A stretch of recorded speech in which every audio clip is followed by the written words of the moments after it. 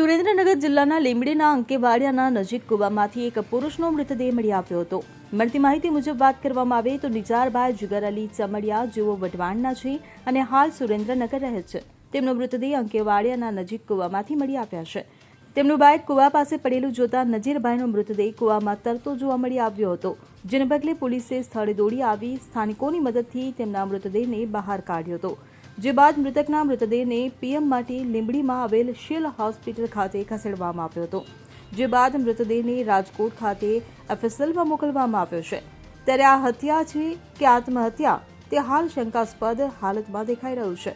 ત્યારે વ્યક્તિ સાથે શું બન્યું છે તે રિપોર્ટ બાદ જ બહાર આવશે।